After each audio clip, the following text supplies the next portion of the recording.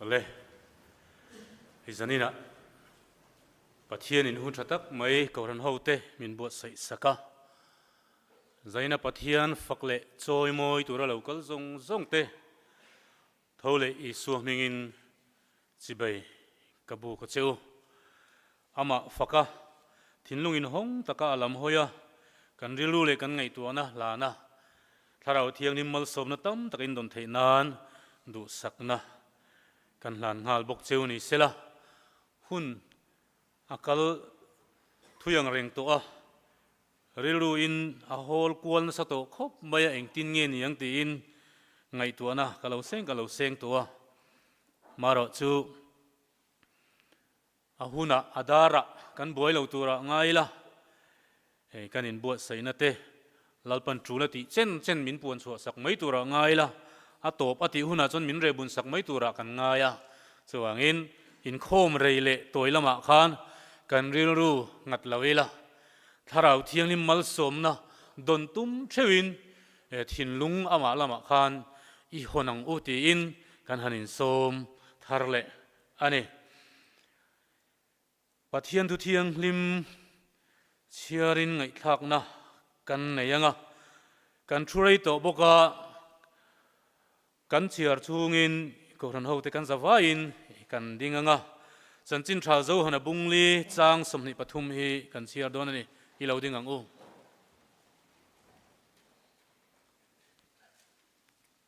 chanchin tha zo hana bungli chang somni le pathum chudi chuan ahuna thleng don ta tuna po thleng to mek chumi huna chuan pathian chibei buk tu tak ten tharau le ti tak zetin pa chibayan bukang pa in chu tiang mi chu a chibei buk tu turin azongani atu thiang lim kan chiar pathian kan zatan man min som sakro se ko thano te lo thuang u pathian hena mal somna dilini lo kunang hallelujah amen hallelujah lalpa mitling lote mi fel lote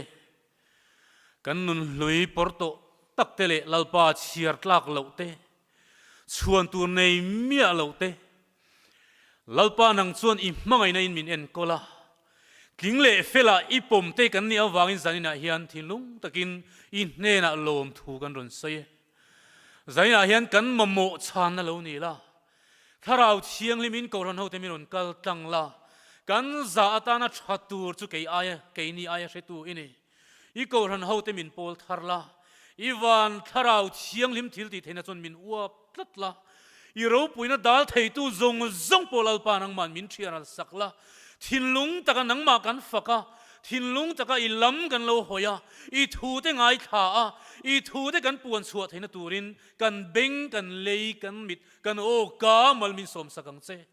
I man ruwa I chi alo lal paron mangang che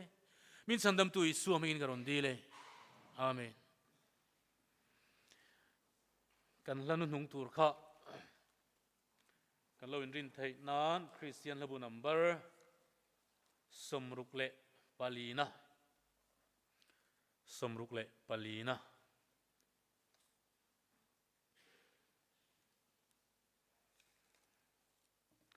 ti chuan hun top kha du sakkan ne dewa hun top kha pathian amal somna min trin turin Reverend Joseph Laram Moana ane hi hetilaya gam minister ne ane ya tin sar ani boka sar ka ti mai zela ga hian JBS sa zir tir tu nilai ane ya thathar ni kwa si halama min son san dona wangin kanin mukha don lein ka ria a chuwangin hun to khomal somna min trin turin ikan som du ane soi tur ka in buat sai thuyang renga sumi chen zet chulom thu soina tur ka nei boka kanin khom chin tur chu kan ngai tu thiam main ga reng ma se ani nom lo tura ngai ila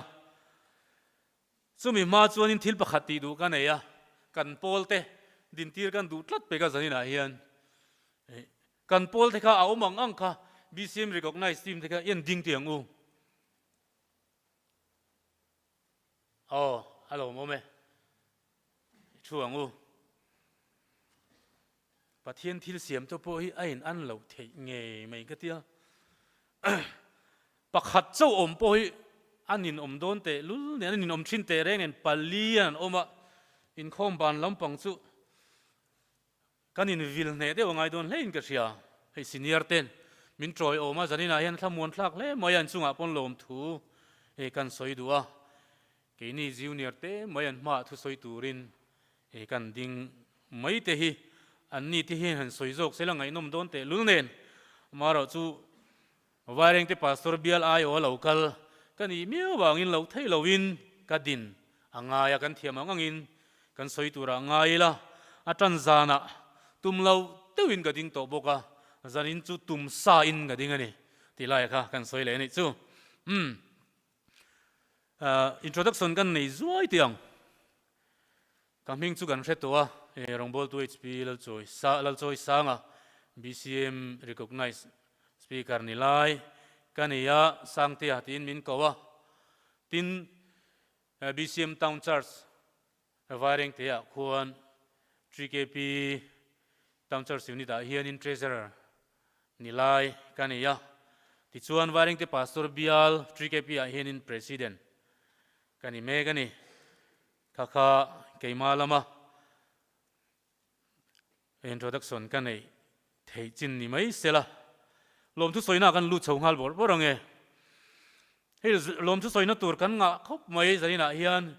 BCM mun pui akan mumang po kan hu phak lo kan dam chung hian kan hu vengem o tia kan ngai tu alai rengin heti lai lunglon pastor bial bultumin muna kan om ta reng moya thil mak tak tak te thil lui ro pui tak tak te lu tak tak te le kan mun pui kan ram BCM in ram kan nei that zia te le mun ma kan nei that zia te le kan hruai tu te tiang chuan thil chi sang sang kan in kai hruai na muna office thil le department sang sanga hruai tu te le kan thok tu te ti khan kanan muwa mu nom te po kan tia kan mi tatlaya soi tur te po kan nga zaina hianin kan lom zia hi tu emo soyang dewin vok sai zong hi an mela lang thei sen tiang deuh khania kan lom na hi lang thei selang chuanin keini ai ma hian kan lom na hi min lom sak zo ka hial ka ringa thinlung takin heti lai mun kan ron thleng hi kan lom ani ti lai kha minan hriat sak ula lunglon pastor bial te chunga lom thu kanan soya chu ti rual chuan soi mai theilo helaya pastor fel takkan neya sumi kaltang chuan thil tam tak he kan han aham thatna te engkan ti don nge thil olsam ozokin kanan ti theite hi kan lom le ani ti chuan adang le chuan bial zai pol te zanin thlengin min la troi oma ti chuan unit zai pol te po fakla nung takin ron sa thei zel mai te hi in chunga thinlung tangin lom thu kanan soi pathianin fakla sain rong bol zel na konga mal som na bur zel siu silati in lom thu le du sakna kanan lan nun le cheu ni sela ti chuan town church unit te chuan lom thu soina tur tam tak kan nein kan hria unit bilangin kan soi le duwa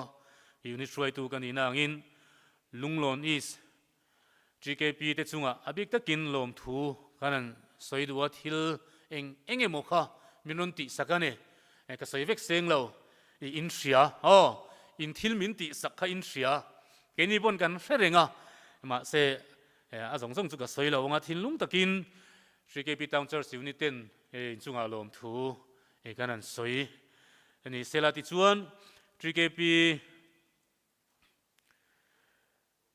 town church unit te hian in lunglon 3KP te chunga po lom thu soina tur kan nei ka soi vek seng lo in thil ti kha ke ni le nang ni le lalpana hria zaina hian han soi chhuwa vek ka chak lu tu ka in thil ti tak ropui tak tak te ka ma sela huna hek dona wangin thil ropui tak lunglon is 3kp te lunglon 3kp te hian min ti sakani ti kha ko ran ho te ma hian kan soi du a ti chuan M3KP helai hi chu kan soi lang lo nge M3KP wareng te pastor bia ten kan kalve thei nan ti a that ho tu kan ti don nge sumle pai tam tham tak te po min pe tu an oma ti chuan lunglon 3KP te kha hei chu bial ayo ni awangin kan soi lang dua bial ayo in lom thu kan soi M3KP lim takin lo tling takin nuam takin kan man thei pha thinlung takin lom thu kan soi du ani ti chuan upa vi ro kima lunglon ne na tangin khuang da na khuang bom nal tak mai wareng te pastor bial ko san a ko san mi kan thup anga chumi te chuanin thatak mai an donga ani kaltangin upa vi ro kima kaltangin lom thu kan an soya thil pek lama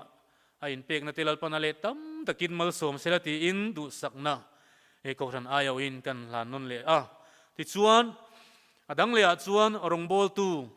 ke zoding liana lunglon ne na tangin BCM Town Church ko ran ten kan lo dream hey dream hi lo tling ngai lo wa dream hi lo tling chun dream ani lo an tia ma se ke ni chu kan dream lo tling ani keyboard chang kang deu mai nal deu mai kan du a kan keyboard khu azza ve vel khu ri theya a bak zong khu chu a ri thei lo ani boi thak em kan bia zai pol conductor pu ma a te khan an sianga an ron kal to a an chianga an nin kan property nei ang te nei lo aya kan nei ni tu na kan nei te khu a chuanam lo em ril ru in a thar kan du lai rengin pathianin rongbol tu ke zoding liana lunglon ko son kaltangin min pe a kan lom tak zet ani ko ran ho ten thin lung takin achunga lom thu kan soya lalpan ale tam takin mala som zel thainan du sakna kanan hlan bok ane chuan thil pek petu zong te kan rul seng lo cheu rul do ni la ke ni hianin engtin ma hian an rul ngai na kan hrelo kan ti thei chin pialam min ti saka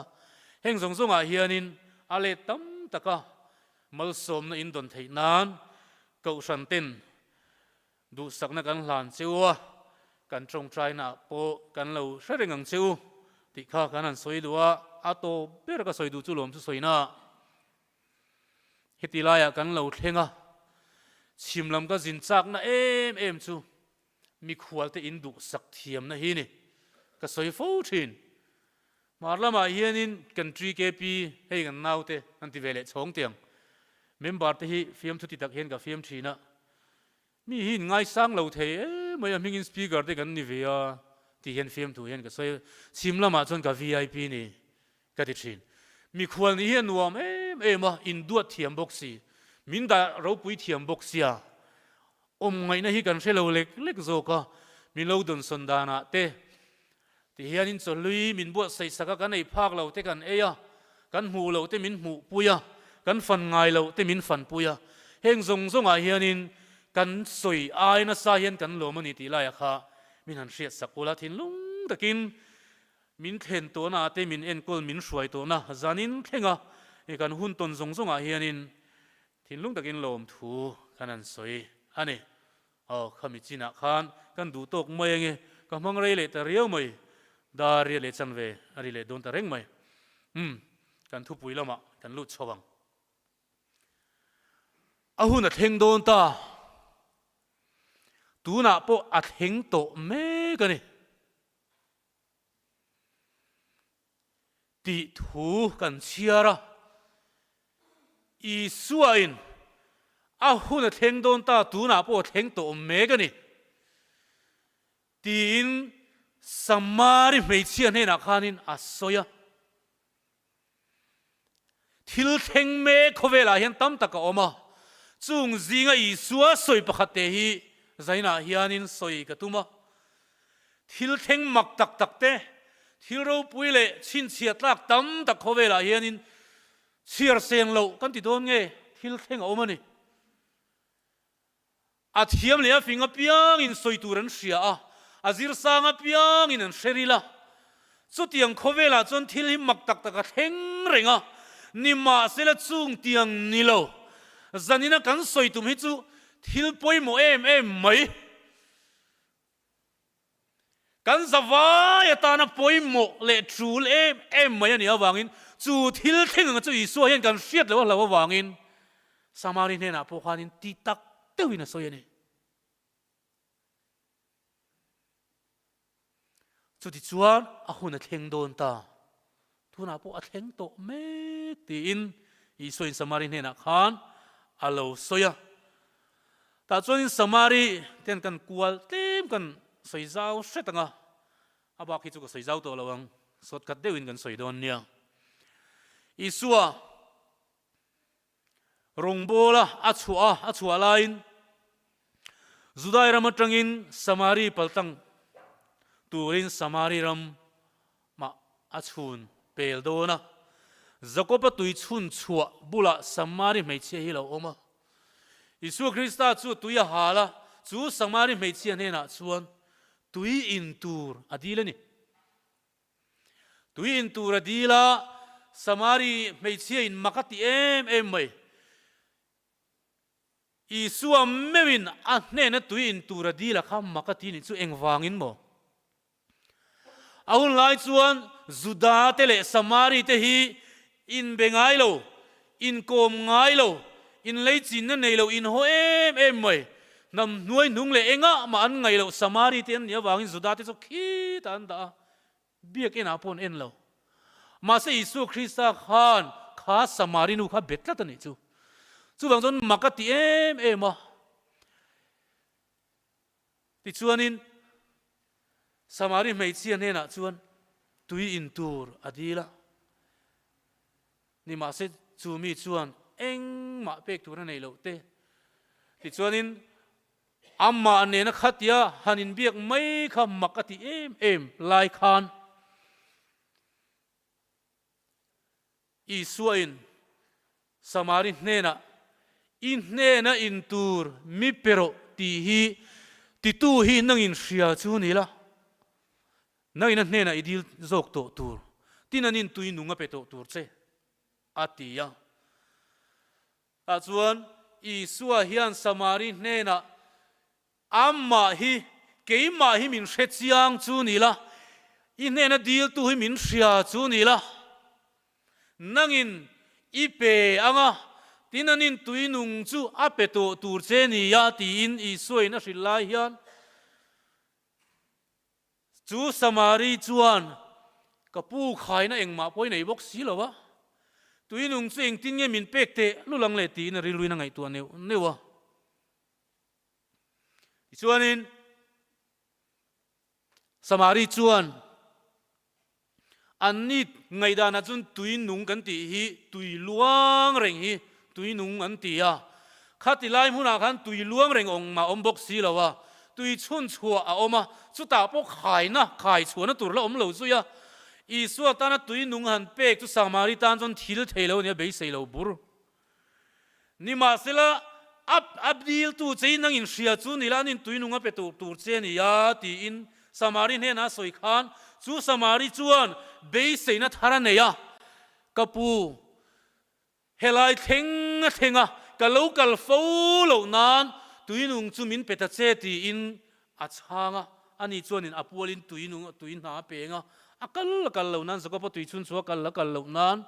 tui ol samte a choi theina turin a petura angaya ma se isua ina samari ne na soile samarin tui soi kha a inang tat lo ni chu zaina hen ka soidu chu pakhat lia chuan pathian in kan ne na thua soite pathian tharau thianglim in puan na te lalpan kan ne na thua soite hi then tam tak chuan keima ni mi hring taka kan lo don son chang te kan lo buai pui chang te oma angai na reng kan hriat lo chang om thin chu wangin lalpan enge a soi a tuma enge min hriat tira tum ti lama in kan ril ruwa om mangang mebel nan pathian thui kan bang fo thin chu wang zon zaina hian pathian thil tum le pathian soi tum hi kan hriat chin angai hle in ka hria anin berei tel tela abau tel bei samari po hi kapu tuinung chumi pero helai theng hi kalau nan chu tuinung chu kaduni atia isua chuan I pasal va ko ma sapot ro I pasal va ko ma sapot ro atia pasal ga nei hleinem ti na chang maya I ti dike pasal inei lo pasal pangai nei tua ni ma se tu nei pasal I pasal takani lo ti samari te hian samari mi te hi mun sang om dar tla dar te an ni awangin an mani hoin pasal san te nein nam sang pasala te nein ti chuanin hun an mang thina anom na mun apianga lal thar te an ruata lal te an dina ti chuan chu mi te pathian chu an tro mai zela ti chuanin pathian sang bia in rin na nget mu mal po nei lovin hun an mang thina chung tiang pathian tak ni lo pathian san an bia ka kha isuin pasal panga ati saka chu he bible ina asoi tia pomani mo a then chuanin adan sang mosia dan ten soya chu po chu entina ani thorualin zaina hian pasal panga ati hi pathian panga alo biak to asoi sakna ni ya ani na zong te samarini na te isu hian a phor chara in nga ve na zong te a phe thak sak zela bible chuan ani chon pathian chi sang buya pathian san bia hun mang thinan nia wangin kan bible chuan lalte panina bung som pasari khan pathian dang te chu ti suula an mani chu chi bai buk suula an rong po bol suula an hena po in thoi su ti in shillok an ni tua ma sian ko midang sang pathian sang nena in thoya hun mang thin pathian pangalai be lo betu an ni zia kha tlang dewi ni su khrisa khan a shila wangin makati em a hun kalto an ni na a hun man mek an ni na zong hailan sakina oma makati tula atopa chuan Isua Christian ni na dik taka soi chara soi chuak char ka sot ka chawang chu ta chon Isua hena chu tuinung chu mi pela heti lai theng hi ka lo kal to lo nan le chu mi chu mu ka duwa chu mi chu tunge ni hriat ka du ni ti in samarin asoya Isua chun amma chu in hena in tur mi pero titu hi ani kani ati tang dewi ni suan nena isuan an nena in puanga a huna theng don ta tu na po theng to me tun main pathian tak chibai buk loin pathian lem tiango pathian lem ma chibai buk en lo kun thina an lo in thoi thina Isua Krista chandam tu dik tak chandam na zuda de hena lo theng don ani tia an lo soi thin atak Isua Krista lo theng tu ra kha an nga lelem em mai kha samari hena takin aronin lara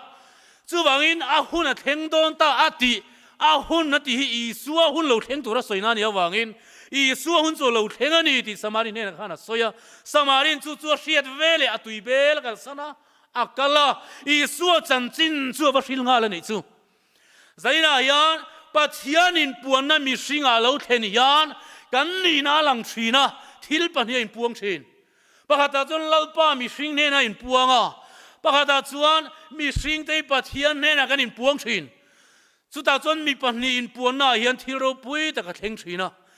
chu shelo hian pathian in puan na enge ni ti shelo hian ke ni hian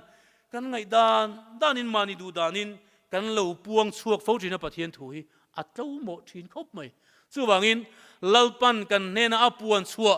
Isua Krista hun Isua Krista chibai tak Isua Krista pathian tak hi tu nuna hian ama hi lal chandam tu chatuam nun kan nei theina tura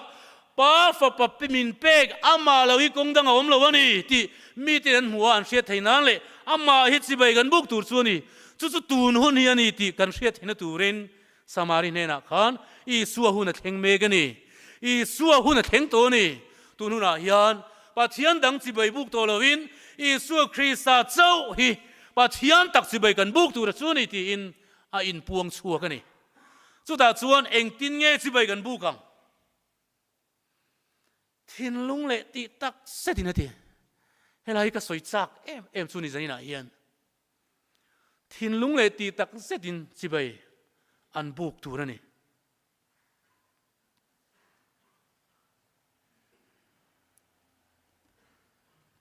min pathian a hriat chian na te pathian a hmu chian na tangin pathian hre chiang tu te pathian hmu chiang tu te tan chon mo ti lem hi har lutuk a lemin kan in khom tiang a lemin ka va sarmon ka va pot mai tiang a ti thei to lo pathian hriat chian na tangin kan pathian kan hmu chian na tangin a tak in pek na lo theng thin pathian Isua Krista lalle chandam tu tur chandam na ron theng tu ron then tu tur Isua a hriat chian em awangin a engki makal sana atlan ho fanga Isua chanchin kha va soi nei chu zaina po hian chibai kan buk dana hian kan pathian chibai kan buk dana hian kan ti ve takim le ti in zo chin tiang u I buk takem chibai kan buk takem kan pathian chibai thin lung takin chibai kan buk em ti hi in ngai tu chinang u in zo chinang u a chan cheng wangin lalpan thin lung le ti tak zeta chibai buk tu zong miawa a zon zinga hian kan tel lawng ti ka van lau tak em zaila hian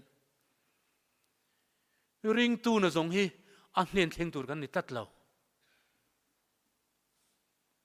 ring tu zinga lalpan zona nei ni chumale thin lung le ti tak setin ama chibai buk tu a zong ani chu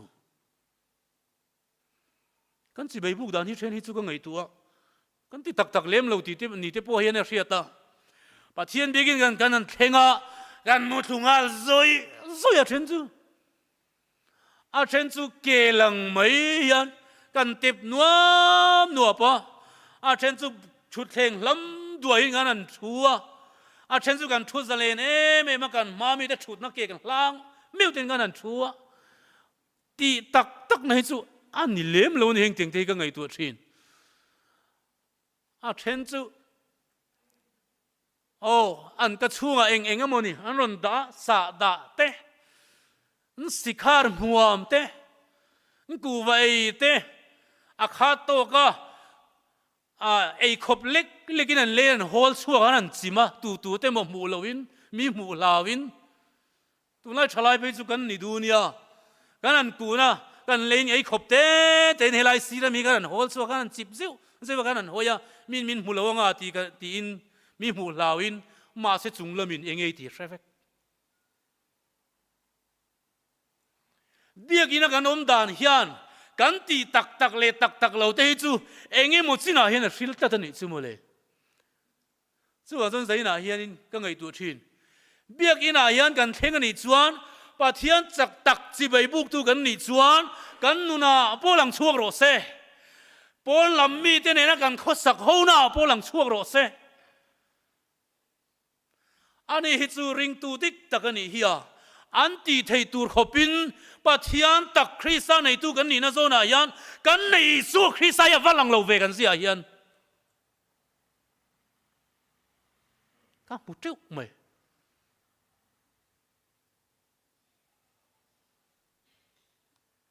hanin en thin ila ka ri thin mi pakhatin kan hena hena soi thina ke chu ka tling lawa ke chu engma kan ni lawa chuang chun lalpa po hian min mang tak lawang ti na soi thina pathian hi chu kan wa han hre chiang lo em nang mai ne na niang chu mole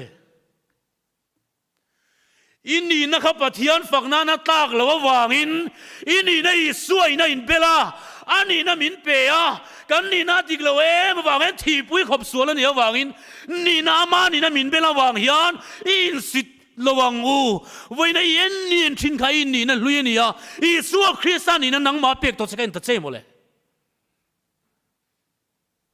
mu thuk pui mai mai a eng mo ti pui mai mai nan ani lo wa zaina hian thin lung le ti tak ka se ta ama kan fak thaina turin pa le fo pa in kara in lai china nge tak om thina kha ke ma ni a tu sakin kan omani chuma le pathian fakin om ro se zaina yan thin lung ta ka pathian kan fak thaina turin pa in fo pa min pe a chu min pek chu he thin lung a he min da sakalo chu min a hre chu na tilem lem thei reng leine eng wangin nge rinami huai sen kan ta ti khan lu chum ban chum huama kan lalpa tan lo fe chuangam le pathian an hrechiang alo pa le fo pa in lai chin nan hrechiang a kan tana pathian hlunan hrechiam e awang hian an huai ta tani chu an ti takani ti tak takan ni chu wang don zaina hianin I ti takang u mo I ti takang u ka tia wang khanin hetia thota in muamu bru turtina lamani lo thinlung zong zong in ril ru zong zong in kan ngai tu na zong zong in lalpa I polang u chumi muna chuan pathian in ro pui zia puang thin thinlung le ti tak se ta ma zong tu ten na pathian in puang thin lo pathian pakin om lo se I thinlung zong zong lalpa I zon chuan mo I mu em ang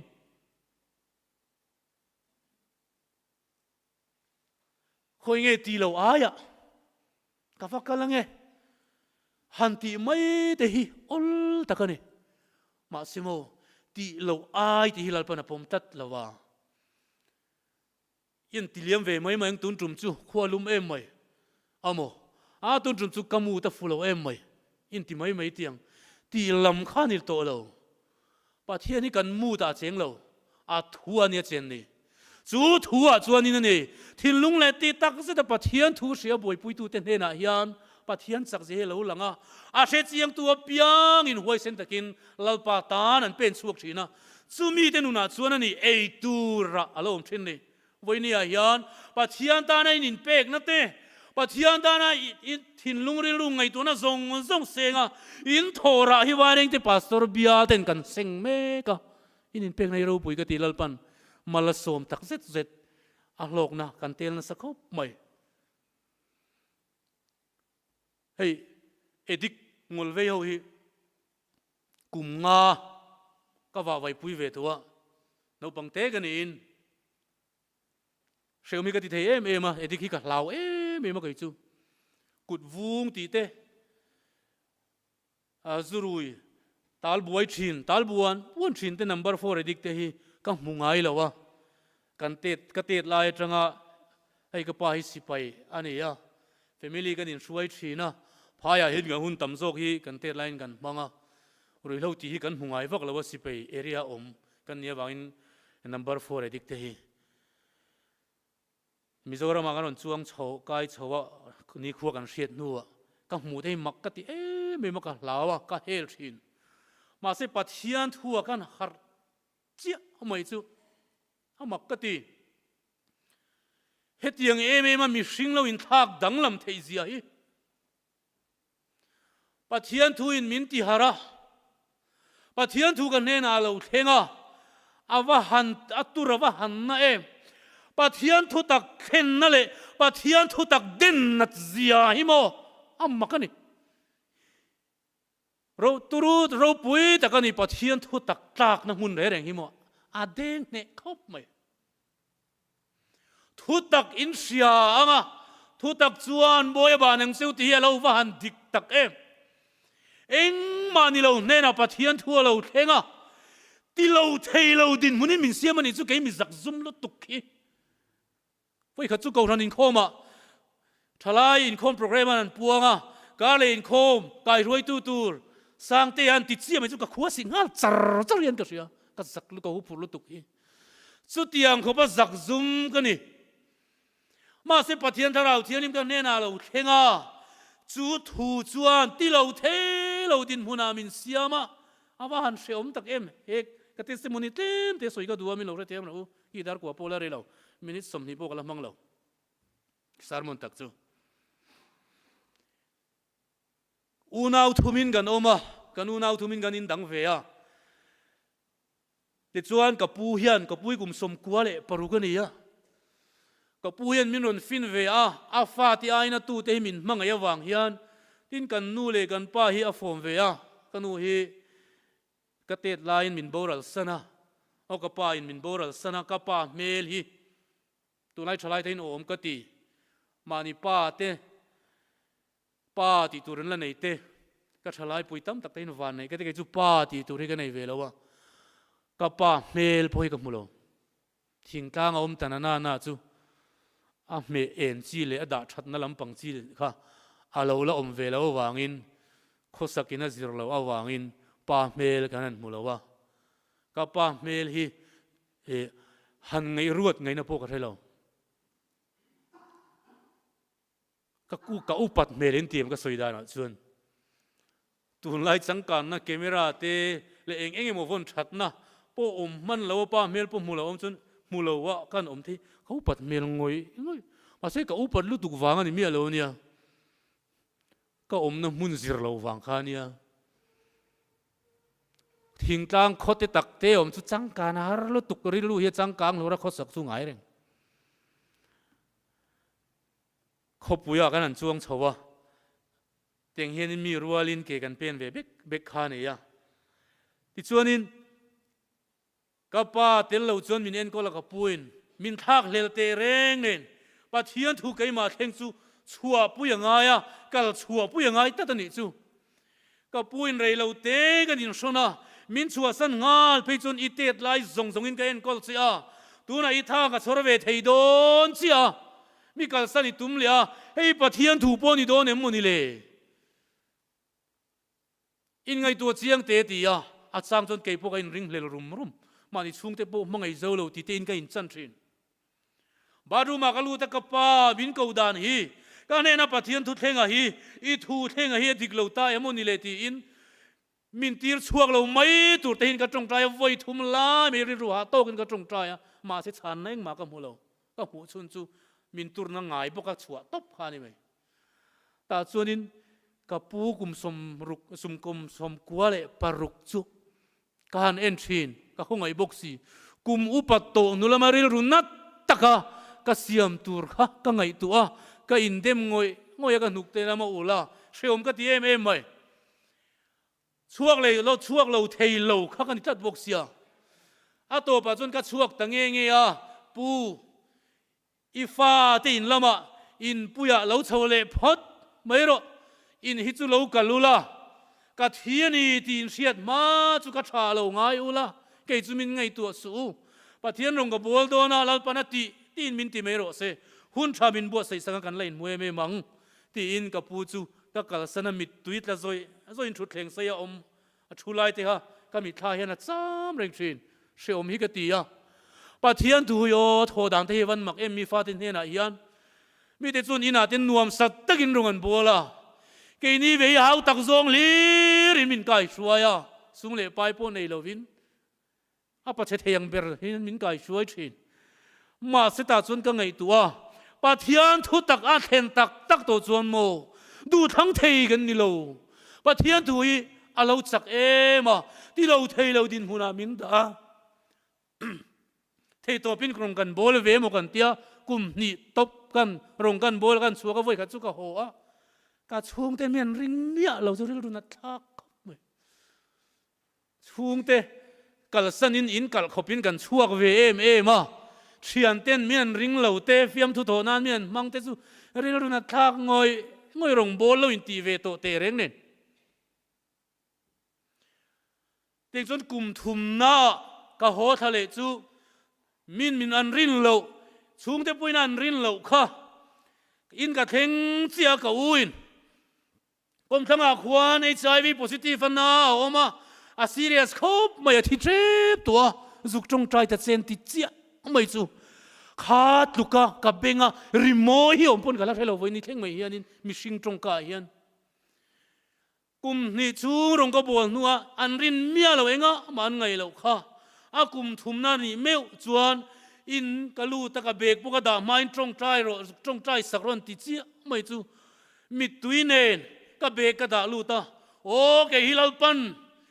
thin lung le ti tak se ta ka phang to ka chi bai ka buk ve na hi midang huwa min phau chua sak chan to ni himole ti in trong trai tur chuan ka chuk kha ka kala ni chu zaina hian thin lung taka zong zonga pathian kan fakte kan choi moi na muna hian mi te ma mi rin nomin lalpan mi lo mu ti thina ni chu male chu wang chuan helai ko sana te ko ran mi pui te kan zawai me hianin kan ril ru kan ngai to hi lalpa en an ya wangin thin lung taka ama chi bai kan buk thaina turin alama ril ru i hon tiang u chu kan ta na poimo khom mai ti ve satlia mai ti ve mai hun ani to lawa lalpa zon zinga kan telve thaina tur chuan engkim kalsana amma kan zuya engkim mama kan pek ngam hi poimo ni ani lo chon thin lung zong pathian kan ril ru kan pek lo chuan khovel tan mun ol hi tlem te lo om po hi setana hian lo mang tangkai du khomai chuwang chuan zaina hianin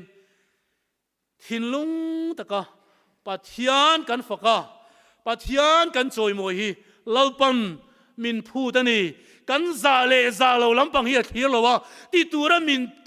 min pek na zona kan kal hi lalpa du lai ber chu ni zana tur zong doni la ke hianin zana turi ka van nga em ma semo kan za hi hun to lo iril ruwa au alangani chuan au mak mai ro khotanga po ban phara au chualangani chuan au mak mai ro keini ve te lul mai lalpan minan mang du te hi mo lom ngoi tur kan ni mi tha man turan tam lutuk ke ve te lul lalpan min mang du hi ro puilu tuk chuwang chuan nar thei ga ni lo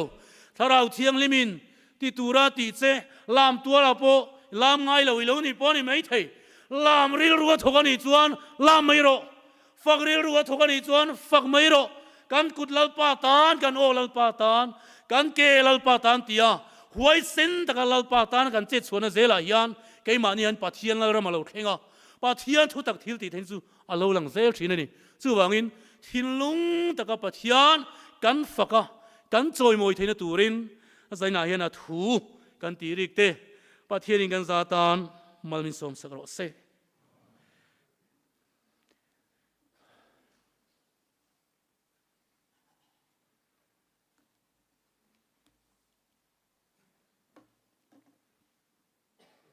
tu po azong tu tan munom adua piang local ro lom na fam kim chu daina om lomin zayang zaina hian thinlung takin pathian fakila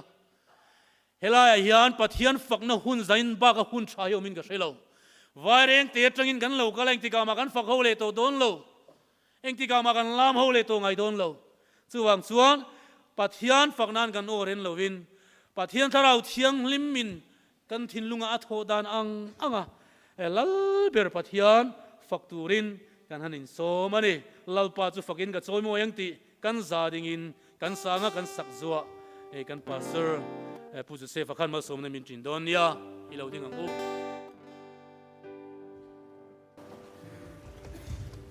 lalpa chu fa